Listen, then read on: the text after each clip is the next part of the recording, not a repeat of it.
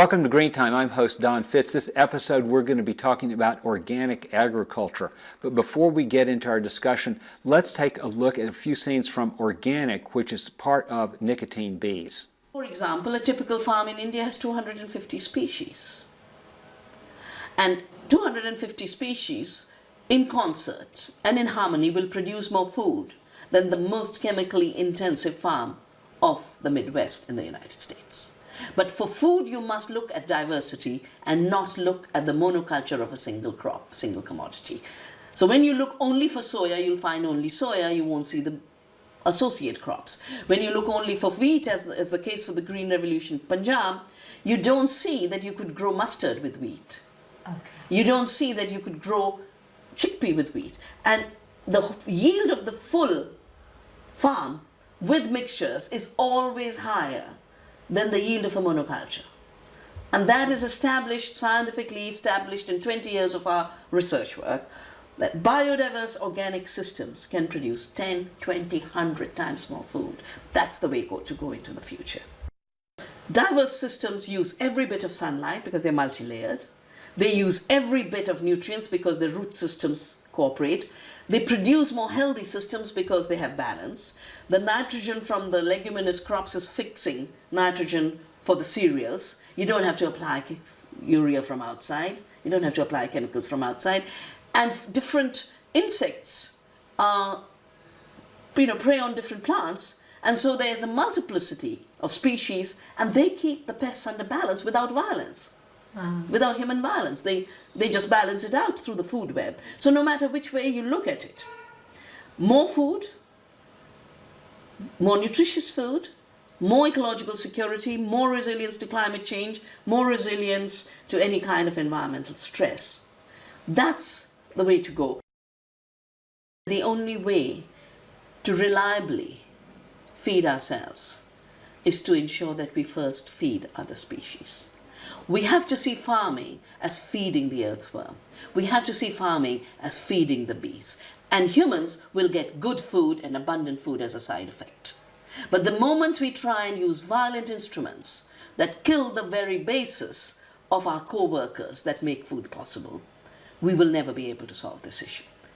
There's such a fundamentally different mindset in the organic farmers' approach to farming than the conventional farmer. As I said, the conventional farmer is thinking about how do I pick the right chemical, how do I apply it at the right time to maximize the effectiveness of the chemical, and then how do I deal with escapes or places that can't be sprayed in a timely way or whatever. The organic farmer is thinking all of the time, how can I make my field less hospitable to pests, and to the extent that they get there, how can I keep a lid on their populations in ways that don't pose any threat to my crop? And successful organic farmers have found lots of answers to that question. And so that different mindset creates a different set of ecological interactions in the field, which at the end of the day results in a healthy crop and not a lot of reliance on pesticides. Welcome back to Green Time. I'm host Don Fitz. We just saw a few scenes from Organic, which is part of the DVD Nicotine Bees. But our discussion is going to be in organic agriculture, and I have as guest a couple of folks who have a lot of experience with that. I have Paul Krautmann with Bellews Creek Farm. Paul, I'm so glad you can be with us. It's good to be here. James Meinert, who is it New Roots Community Farm? Urban Farm. New Roots Urban Farm. James, so glad you can be with us. Well, let me ask you, in the DVD that we saw some of Vandana Shiva, we saw a little bit of Charles Benbrook, and we saw a little bit of Heafeker. What was his name? Walter Heafeker. Did y'all have any thoughts about the DVD that we saw? Well, I thought that Vandana Shiva had a great deal good to say about biodiversity and how you have to open the doors wide and accept all of the things that show up on the face of the earth instead of just the things that you'd like to have as a crop. Well, yeah, but does that really have anything to do with farming, whether you're in an urban or rural area? It absolutely does. Okay, well, why would you want a variety? I mean, aren't you just worried about the crops that you're growing? What do the other species do? The more diverse the offering that you have, the more diverse crop profile that you have, or even the diverse weed or pest or beneficial insect profile you have. Certainly, it's just a more stable base to the whole biotic system that you're dealing with there on a farm or in an urban farm. Okay, and what you work with, it's Bellews Creek Farm. Okay, so that, about how many acres is that? We have 77 acres total, and out of that we farm about 12 acres in organic vegetables and grains. Okay, so you're talking about a fairly large area. Pretty good size not a huge farm, but in terms of what our grandparents and our great-grandparents used to farm, that might be a family farm. Easily. 50 to 100 years ago. Sure. Okay, and James, what about in the, how big of an area do you grow crops in? So New Roots Urban Farm, we just have about 3 city lots. It's about 1/3 of an acre, and we grow on about half an acre. So Okay, so you're talking about a much smaller area. really small, yeah. So So you don't have the variety of species in the city that you would in the rural area, would you? well, not necessarily true, because animals are still coming through. Birds that have flown out to rural areas, and they come through, and they're still dropping seeds into our gardens. So we always have plants coming up that we don't really know where it came from. But the diversity is really important for the care of the whole earth. So to really build the soil and to get your soil growing well and your plants producing nutritious fruits, like Vandana Shiva was saying, like the more species we have growing, you know, we're actually going to be producing more food. So if you even want to be growing corn, you can grow more corn if you're mixing it in and growing other species with it in healthy soil. Okay, and so the species are going to be interacting. It's not just corn growing in isolation. It's going to be several species interacting. Okay, now what about soil? Is for a lot of people who are just thinking about agriculture, you know, they think, well, soil is just something you stick in, you know, you stick the plant in. Well, what's actually going on in the soil? Well, there are all kinds of things going on in the soil. There's a tremendous amount of microbiological activity that nobody ever even talks to. You know, we're all ready to jump on the boat and save something warm and fuzzy that looks cute, but soil is dirt to a lot of people. That's all there is to it. But this is where a plant gets all of its nutrients, almost all of them, from the soil, as in the form of plant nutrients in the soil as far as minerals. It's where all the organic material is there that is host for all the microbiological activity. So there's lots and lots of tiny little animals and tiny little plants that we don't see. All kinds of biodiversity going on in the soil with fungi and bacteria. Yeah, and not only that, they all communicate to each other. Exactly right. So if you have a healthy soil base, my dad's a soil scientist, so I was raised just about soil. You have a plant that's sending out signals calling for different nutrients, and you have fungus that is reaching out throughout your garden, throughout your acres, and it's actually pulling nutrients in through these communication lines so to keep your plant healthy and nutritious. But if you're using, you know, industrial agriculture methods, so you're spraying pesticides and you're spraying herbicides, you're killing all of that life in your soil. Well, of course, the way that every plant that we grow comes from a wild relative. Sure. Every plant that we have is a domesticated form. It's sort of like a dog is a domesticated form of a wolf. And so every plant we have is a domesticated form of something that used to be wild that grew for eons of time. And would it be fair to say that all of the plants that we have evolved in a culture, a plant culture where there's many, many things in the soil?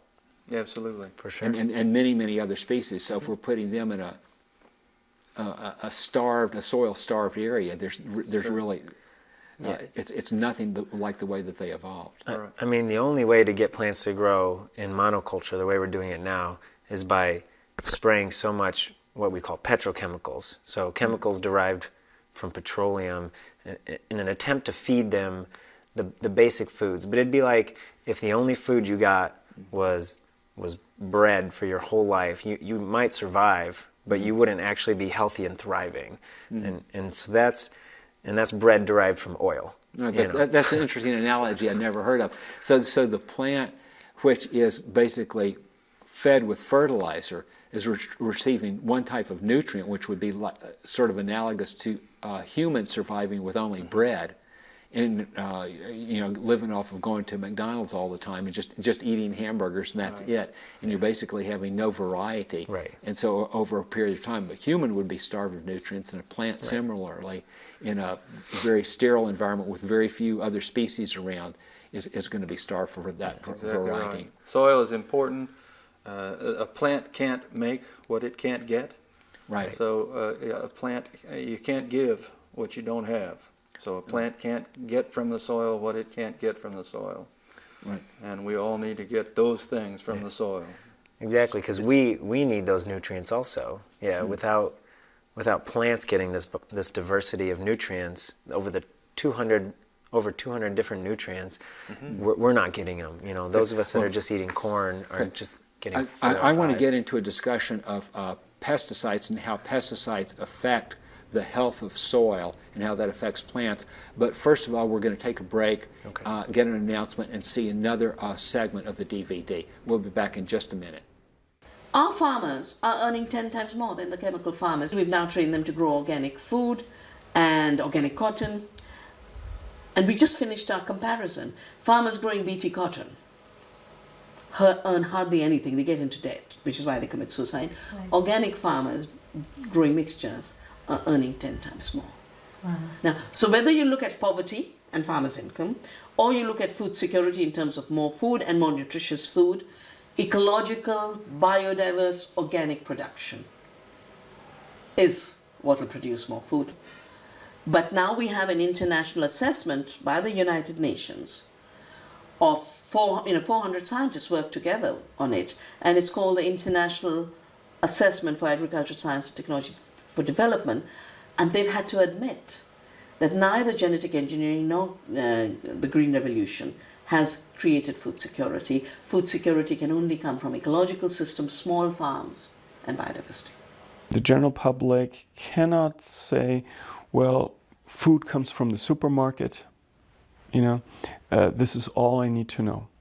Because with their purchasing decision, the general public is funding one way of agriculture or the other. The individual consumer has a lot of responsibility of what happens to our environment, what happens to farmers and farm workers, what's happening to people in the third world, because their purchasing decision determines whether there's money behind a certain part of agriculture or not. So I think it's very rewarding, not just to be a consumer activist, but also to develop a better understanding of nature. Organic systems and the practices that make them effective are being picked up more and more by conventional agriculture and will become the foundation for future farming systems that they won't be called organic because they'll still use some chemicals, they'll still use some fertilizers, but they'll function much more like today's organic system than today's conventional system. Because you got to remember, the foundation of successful organic farming is building the soil. That is absolutely essential, and all organic farmers that stay in business that are able to make a profit are successful because they're building up their soil. And once you get that soil built up to a certain point, you're going to start out yielding conventional farmers with all their chemicals, because that soil's going to take in water more quickly, it's going to hold the water better, it's got much richer microbial life, which frees up the nutrients and provides them to a plant in a form that supports high yields and healthy plant growth. So after a while, there's a tipping point where organic farming will become as productive or even more productive than conventional agriculture, because it is incrementally improving soil quality.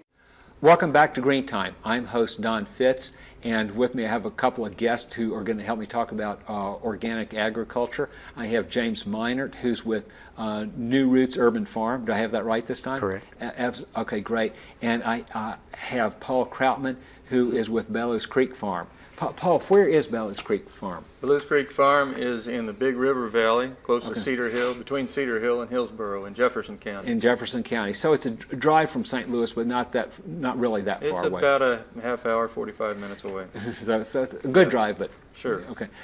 Now let me ask you this: before we took a break and saw the other part of the DVD, we were talking about soil health, and we just mentioned a little bit about pesticides, herbicides, fertilizers. Do these help build up the soil and make the soil stronger, especially when you put in a lot of fertilizer, so that you have a better growing plant life?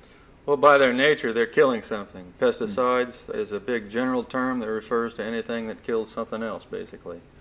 So we generally talk about insecticides and herbicides. We spoke earlier in the program about biodiversity. If we're killing something, well, we're diminishing the biodiversity. And the fertilizers that are used are typically highly soluble. They are a type of salt, similar to table salt. If you pour, I don't know, if you were ever a kid and poured salt on a slug sometime or another, well, you saw what that did to a slug. It does the similar things. Those types of fertilizers are salt, and they will kill some forms of life in the soil, as well as feed others. Does the Bible say somewhere about people sowing salt in the fields in order to destroy the ability to plant? Sure. And I think that was Salt the whole right thing. out of the ocean. Yeah, I think that's some of the things that the Romans and other people did to people they disliked, and it's sort of amazing to think that people would sow salt in their own fields. Well, that's like the insult to the scorched earth policy.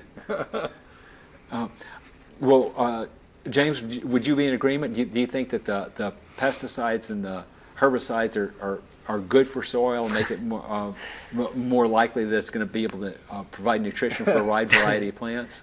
Definitely not. I mean, if you look at any of the research, or you go and you live in a rural area for a while, and you look at the difference between someone trying to grow using sort of an organic method, or just more natural, just more conventional even, or not currently conventional, but historically, just trying to grow a backyard garden.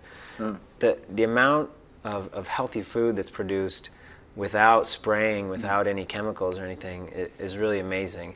The only way. What sort of things do you grow at New Roots? Oh, geez, beets, carrots, okra, kale, collard greens, tomatoes, parsnips, onions, garlic, basil, sage, a variety of things. Did they all come up this year? Everything came up this year. Well, your tomatoes did a lot better than mine. I couldn't grow any tomatoes. But without the current movement has been towards genetically modifying foods so that they can resist these really strong herbicides that would kill everything that lived if they hadn't genetically modified them.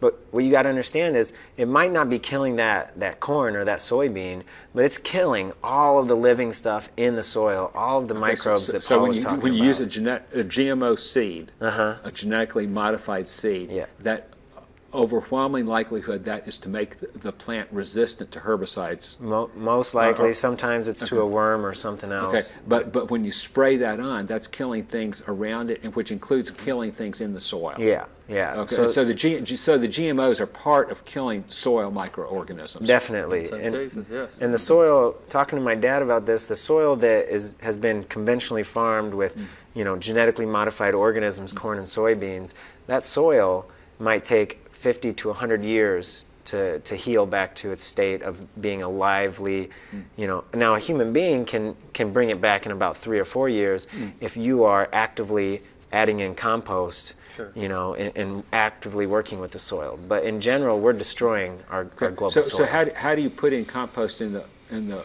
urban area, in the urban farm that you have?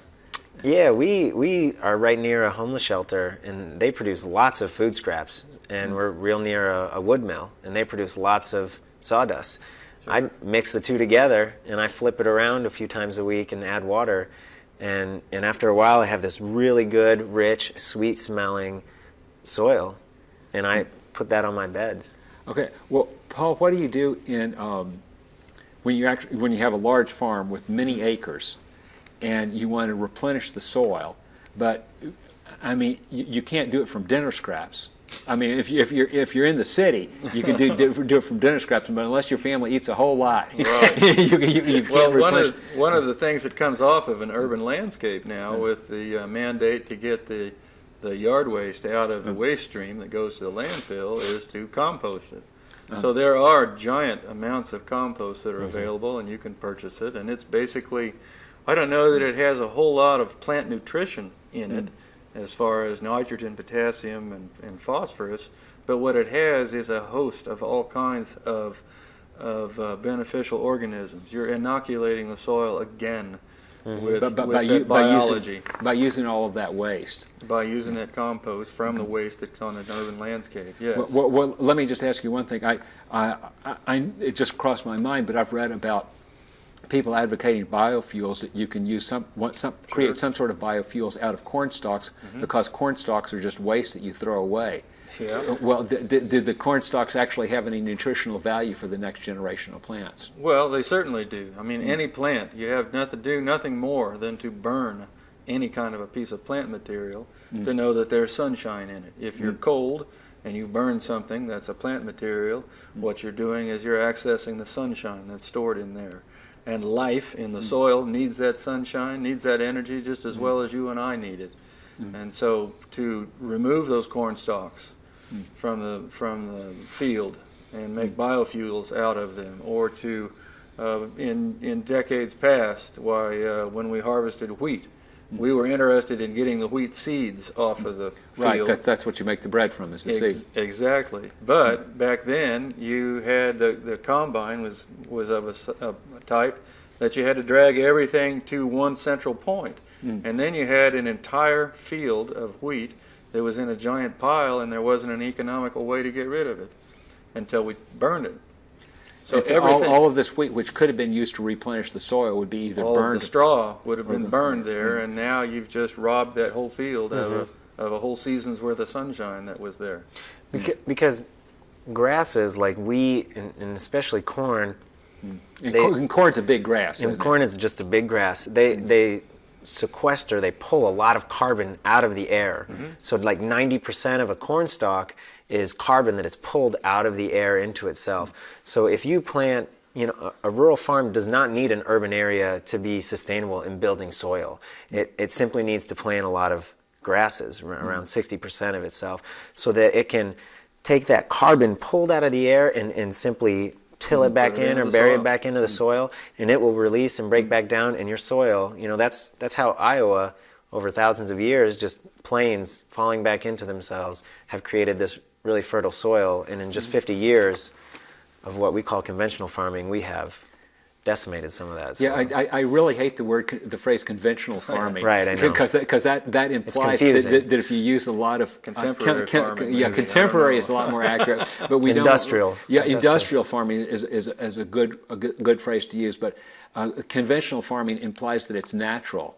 To use all these chemicals. Okay, well, we just have about a minute left, and I want about 20 or 30 seconds. Paul, could you summarize what you think are the most important points you would like the viewer to leave with? Well, certainly, compost is magic. If you've got compost, put it back in the soil. If you've got plant materials in your garden, turn them back, compost them and put them back, or simply let them rot on the surface. All that plant material that goes back into the soil is vitally important. James, you got a few. You got about 15 or 20 seconds. Well, I'll just say, Monsanto's been trying to convince us that there isn't industrial farming, there's just family farming, but there's a lot of families using industrial methods to farm. And if those families started easing in towards organic farming, it would do a lot for the health of our soil and the world. James Meinert, thank you very much. You're welcome. Paul Krautmann, thank you very much. And I want to thank all of the viewers for tuning into this episode, and see us next week.